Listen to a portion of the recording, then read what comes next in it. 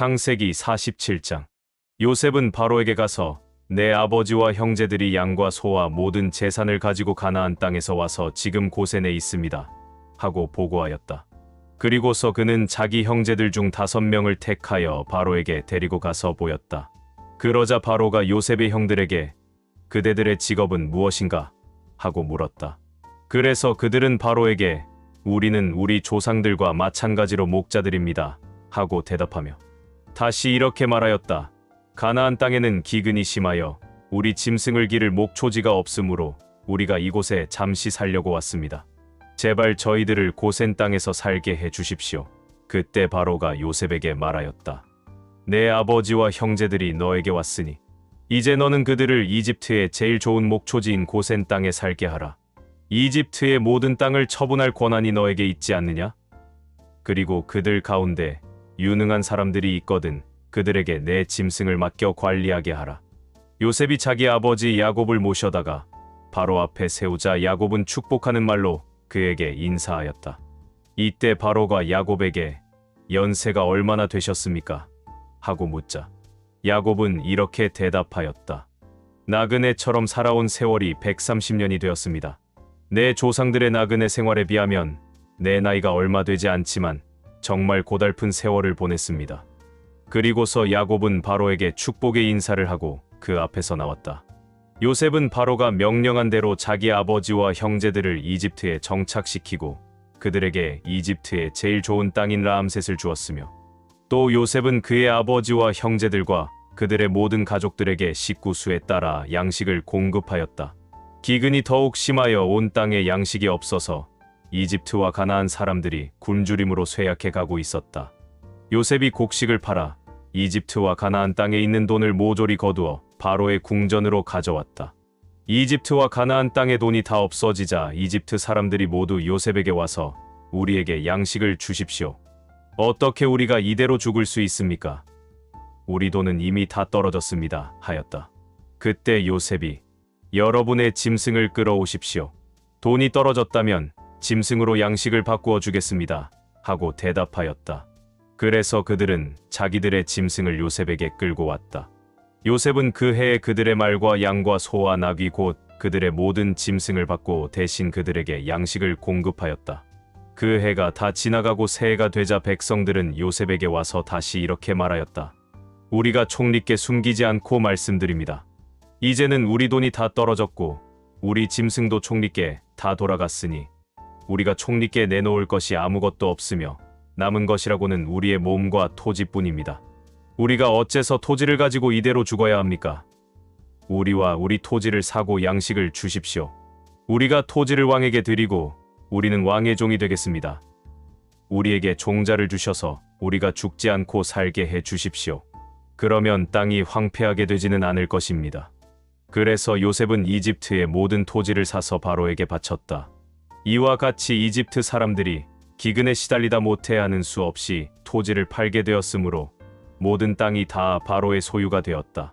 요셉은 모든 백성을 노예로 삼고 이집트 전역의 토지를 사들였으나 제사장들의 토지는 사지 않았다. 이것은 그들이 바로가 제공하는 양식을 먹고 살았으므로 자기들의 땅을 팔지 않았기 때문이었다. 요셉이 백성들에게 이제 내가 왕을 위하여 여러분의 몸과 토지를 샀습니다. 여기 종자가 있으니 여러분이 땅에 뿌리십시오. 그러나 수확의 5분의 1은 왕에게 바쳐야 합니다. 여러분은 그 나머지를 가지고 종자로도 쓰고 여러분의 가족이 먹을 식량으로도 쓰십시오 하자 그들이 이렇게 대답하였다. 총리께서 우리를 살리셨습니다. 우리가 총리의 은혜를 입었으니 왕의 종이 되겠습니다. 이렇게 해서 요셉은 수확의 5분의 1을 왕에게 상납하는 것을 이집트의 토지법으로 정했는데 이 법은 오늘날까지도 시행되고 있다. 그러나 제사장의 토지는 왕의 소유가 되지 않았다. 이스라엘 사람들은 이집트의 고센 땅에 살면서 재산을 모으고 번성하여 많은 자녀를 낳았다. 야곱은 이집트에서 17년을 살았으며 이제 그의 나이는 147세가 되었다. 야곱이 죽을 때가 가까워지자 자기 아들 요셉을 불러 그에게 말하였다. 내가 진정으로 나를 사랑한다면 내 손을 내 허벅지에 넣고 나를 이집트에 장사하지 않겠다고 엄숙하게 맹세하여라. 내가 죽거든 너는 나를 이집트에서 메어다가 조상들이 묻혀 있는 곳에 나를 매장하여라. 내가 아버지의 말씀대로 하겠습니다. 내가 그렇게 하겠다고 나에게 맹세하여라. 그래서 요셉이 맹세하자 야곱은 침대 머리맡에서 하나님께 경배하였다. 누가복음 1장 1절에서 38절까지. 존경하는 데오빌로 각하에게 예수님이 하신 일을 처음부터 목격하고 그분의 말씀을 직접 들은 사람들이 우리 가운데 전한 말을 그대로 기록하려고 붓을 든 사람이 많습니다.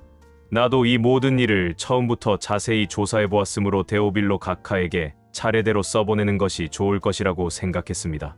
그래서 내가 각하께서 이미 들으신 일들이 사실임을 알게 하려고 이 글을 드립니다. 헤롯이 유대 왕으로 있을 때 아비야 반의 사가랴란 제사장이 있었는데 그의 아내 엘리사벳도 아론의 후손이었다. 이들 부부는 하나님이 보시기에 의로운 사람들이었으며 주의 모든 계명과 규정을 빈틈없이 지켰다. 그러나 엘리사벳은 임신을 못하는 몸이어서 그들에게는 아기가 없었고 두 사람이 모두 나이가 많았다. 사가랴가 자기 반의 차례에 따라 하나님 앞에서 제사장의 직무를 수행할 때였다. 제사장직의 관습대로 제비를 뽑은 결과 사가랴가 성전에 들어가 분향하는 일을 맡게 되었다. 그리고 그가 분향하는 동안 많은 사람들이 밖에서 기도하고 있었다. 그때 주의 천사가 사가랴에게 나타나 향단 오른쪽에 서자 그는 천사를 보고 놀라며 무서워하였다. 그러나 천사는 그에게 이렇게 말하였다. 사가랴야, 두려워하지 말아라. 하나님께서 내 기도를 들으셨다. 내 아내 엘리사벳이 아들을 낳을 것이니 요한이라고 불러라. 너도 기쁘고 즐겁겠지만 많은 사람들이 그가 태어난 것을 기뻐할 것이다. 그 아기는 주 앞에서 위대한 사람이 될 것이며 포도주와 독한 술을 마시지 않을 것이다. 그리고 그는 모태에 있을 때부터 성령이 충만하여 많은 이스라엘 사람을 그들의 주 하나님께로 돌아오게 할 것이다. 그는 엘리야의 정신과 능력을 가지고 주님보다 먼저 와서 아버지의 마음이 자녀들에게 돌아서게 하고 순종치 않는 사람들이 의로운 사람의 지혜를 갖게 하여 백성들이 주님을 맞이할 준비를 갖추게 할 것이다. 사가랴가 천사에게 나는 늙었고 내 아내도 나이가 많은데 어떻게 이런 일이 있을 수 있습니까? 하고 묻자 천사가 대답하였다. 나는 하나님을 모시고 있는 가브리엘이다. 하나님께서 이 기쁜 소식을 너에게 알리라고 나를 보내셨다. 내가 내 말을 믿지 않았으므로 이런 일이 일어날 때까지 벙어리가 되어 말을 못할 것이다. 그러나 때가 되면 내 말이 그대로 이루어질 것이다. 사람들은 사가랴를 기다리다가 그가 성전 안에 너무 오래 있는 것을 이상하게 여겼다. 사가랴가 드디어 밖으로 나왔으나 말을 하지 못함으로 사람들은 그가 성전 안에서 환상을 본 줄로 알았다. 사가랴는 사람들에게 손짓만 하고 말을 하지 못한 채 그대로 있다가 그의 직무 기간이 끝난 다음에 집으로 돌아갔다. 그 후에 그의 아내 엘리사벳은 임신하여 5달 동안 숨어 지내면서 이처럼 주께서 나를 보살펴 주셔서 나에게 아이를 주심으로 모든 사람들이 다 아는 내 부끄러움을 씻어 주셨다. 하였다. 엘리사벳이 임신한 지 6달이 되었을 때 하나님께서는 가브리엘 천사를 갈릴리 나사렛이라는 마을에 사는 다윗의 후손 요셉과 약혼한 처녀 마리아에게 보내셨다. 천사가 그 집에 들어가 마리아에게 은혜를 받은 처녀여 기뻐하여라. 주님께서 너와 함께 계신다. 하는 말에 마리아는 이런 인사말이 무슨 뜻인지 몰라 어리둥절하였다. 그러자 천사가 말하였다. 마리아야, 무서워하지 말아라. 너는 하나님의 은혜를 받았다. 이제 내가 임신하여 아들을 낳을 것이다. 이름을 예수라고 불러라. 그는 위대한 인물이 될 것이며 가장 높으신 하나님의 아들이라고 불릴 것이다. 주 하나님께서 그의 조상 다윗의 보좌를 그에게 주실 것이니 그가 영원히 야곱의 집을 다스릴 것이며 그의 나라는 끝없이 계속될 것이다. 마리아가 천사에게 저는 처녀인데 어떻게 이런 일이 있을 수 있겠습니까? 하고 묻자 천사가 이렇게 대답하였다. 성령님이 내 위에 내려오시고 하나님의 능력이 너를 덮어 주실 것이다. 그러므로 태어나실 거룩한 분은 하나님의 아들이라고 불릴 것이다. 내 친척 엘리사벳을 보아라. 그녀는 아이를 낳지 못하는 여자로 알려졌으나 그처럼 늙은 나이에도 임신한 지 6달이나 되었다. 하나님에게는 안 되는 일이 아무것도 없다. 그때 마리아가 저는 주의 종입니다. 말씀하신 대로 되기를 바랍니다. 하고 말하였다. 그러자 천사는 떠나갔다. 욥기 13장. 너희가 말한 그 모든 것은 내가 전에 다 듣고 보았으며 또 깨달아 알고 있다. 너희가 아는 것은 나도 알고 있으며 내가 너희보다 못한 것은 아무것도 없다. 나는 차라리 전능하신 하나님께 직접 말씀드리고 내 문제를 그분과 의논하고 싶다. 너희는 거짓말을 지어내는 자요, 아무데도 쓸모없는 돌팔이 의사에 불과하다. 제발 너희는 조용히 해다오. 그것이 오히려 너희에게 지혜가 될지 모른다. 이제 너희는 내 주장과 변명을 들어보아라. 너희가 어째서 거짓말을 하느냐? 너희 거짓말이 하나님에게 유익을 주리라고 생각하느냐? 너희가 하나님을 변호하려고 하느냐? 그를 위해 논쟁하려고 하느냐? 하나님이 너희를 세밀하게 살피신다면 너희에게서 선한 것을 찾을 수 있겠느냐? 너희는 사람을 속이듯이 하나님을 속일 수 있다고 생각하느냐? 만일 너희가 하나님을 돕기 위해서 거짓말을 한다고 해도 하나님은 너희를 책망하실 것이다. 그의 위엄이 두렵지도 않느냐? 너희가 어떻게 감히 이런 짓을 할 수 있느냐? 너희 격언은 개와 같이 아무데도 쓸데없고 너희 변호는 무너지기 쉬운 흙더미에 불과하다. 너희는 조용히 하고 나에게 말할 기회를 달라. 무슨 일이 일어나든지 그것은 내가 당하겠다. 나는 그 어떤 위험도 무릅쓸 각오가 되어 있다. 비록 하나님이 나를 죽이실지라도 나는 그를 신뢰할 것이다. 그렇지만 나는 그분 앞에서 내 행위를 변명해야겠다. 어쩌면 이것이 나의 구원이 될지도 모른다. 경건치 않은 자는 감히 하나님 앞에 나아갈 수 없기 때문이다. 너희는 내가 하는 말에 귀를 기울이고 잘 들어보아라. 나는 내가 옳다는 것을 알고 있기 때문에 내 사정을 말하려고 한다. 이 문제에 대해서 나와 논쟁할 자가 누구냐? 너희가 만일 내 잘못을 입증할 수 있다면 나는 조용히 죽고 말겠다. 하나님이시여, 나에게 2가지 부탁만 들어주소서. 그러면 내가 주를 피하여 숨지 않겠습니다. 내게서 주의 손을 거두시고 주의 두려움으로 나를 놀라게 하지 마소서. 그런 다음에 나를 부르소서. 내가 대답하겠습니다. 그렇지 않으려면 나에게 먼저 말하게 하시고 주께서 대답해 주소서. 내가 얼마나 많은 죄와 잘못을 범했습니까? 나의 허물과 죄를 지적해 주소서. 주께서는 왜 내게서 얼굴을 돌리시고 나를 원수같이 여기십니까? 주는 바람에 날리는 낙엽 같은 나를 놀라게 할 작정이십니까? 어째서 마른 지푸라기 같은 존재를 추격하십니까? 주께서 신랄하게 나를 비난하시며 내가 어릴 때에 지은 죄까지 들추어내시고 내 발에 쇠고랑을 채우시며 나의 모든 걸음을 지켜보시고 나의 발자국까지 살피심으로 내가 이렇게 썩어 자빠진 나무 같으며 좀 먹은 의복같이 되었습니다. 고린도전서 1장.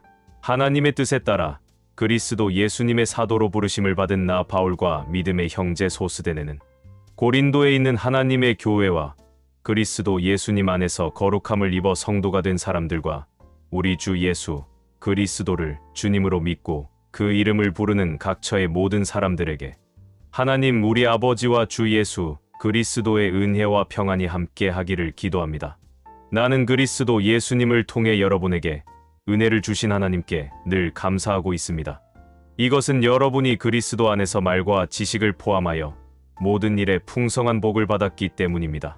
그래서 여러분은 그리스도에 대하여 증거한 말씀을 굳게 믿고 모든 영적인 축복을 누리면서 다시 오실 우리 주 예수 그리스도를 기다리고 있습니다.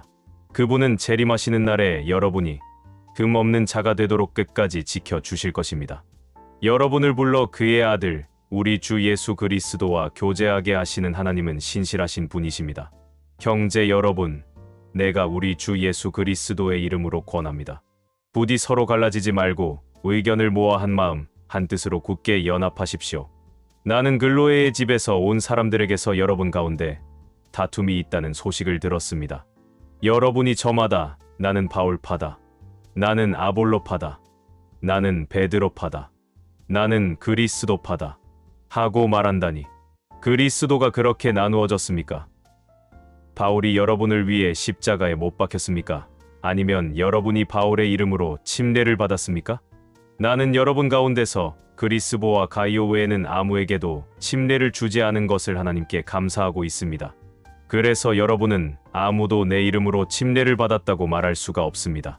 하기야 스데바나의 가족에게도 침례를 주긴 했지만 그 밖에는 아무에게도 침례를 준 기억이 없습니다. 그리스도께서는 침례를 주라고 나를 보내신 것이 아니라 기쁜 소식을 전파하라고 나를 보내셨습니다. 그리고 인간의 지혜로운 말로 하지 않는 것은 그리스도의 십자가가 헛되지 않도록 하기 위한 것입니다. 십자가의 진리가 멸망하는 사람들에게는 어리석은 것이지만 구원받은 우리에게는 하나님의 능력이 됩니다. 성경에도 내가 지혜로운 사람들의 지혜를 없애고 총명한 사람들의 총명을 쓸모없게 할 것이다 라고 기록되어 있습니다. 그렇다면 지혜 있는 사람이 어디 있으며 학자가 어디 있습니까? 이 시대의 철학자가 어디 있습니까? 하나님께서는 세상의 모든 지혜를 어리석게 하지 않았습니까? 하나님은 세상 사람들이 그들의 지혜로는 자기를 알지 못하게 하시고 오히려 그들의 눈에 어리석게 보이는 전도의 말씀으로 믿는 사람을 구원하려 하셨습니다. 유대인은 기적을 보기 원하고 그리스 사람은 지혜를 찾으나 우리는 십자가에 못 박히신 그리스도를 전합니다. 이것이 유대인에게는 거치는 돌이며 이방인에게는 어리석은 것입니다. 그러나 부르심을 받은 사람에게는 유대인이나 그리스 사람이나 그리스도는 하나님의 능력과 지혜입니다. 사람이 보기에 하나님의 어리석음은 사람의 지혜보다 지혜롭고 사람이 보기에 하나님의 연약함은 사람의 강한 것보다 강합니다. 형제 여러분, 하나님이 여러분을 부르셨을 때 여러분이 어떠했는지를 한번 생각해 보십시오. 인간적으로 볼 때 여러분 가운데는 지혜로운 사람도 많지 않았고 유능한 사람도 많지 않았으며 가문이 좋은 사람도 많지 않았습니다. 그러나 하나님은 세상의 지혜로운 사람과 강한 사람들을 부끄럽게 하시려고 어리석고 약한 사람들을 택하시고 세상이 대단한 인물로 여기는 사람들을 형편없이 낮추려고 천한 사람과 멸시받는 사람과 보잘것없는 사람들을 택하셨습니다. 이것은 아무도 하나님 앞에서 자랑하지 못하게 하려는 것입니다. 여러분은 하나님 때문에 그리스도 예수님 안에 있게 되었는데 예수님은 하나님께로부터 와서 우리의 지혜가 되셨고 또 우리를 의롭게 하고 거룩하게 하며 우리 죄값을 지불하여 우리를 구원해 주신 분이십니다. 그러므로 이것은 성경에 자랑하는 사람은 주 안에서 자랑하라 는 말씀과 같습니다.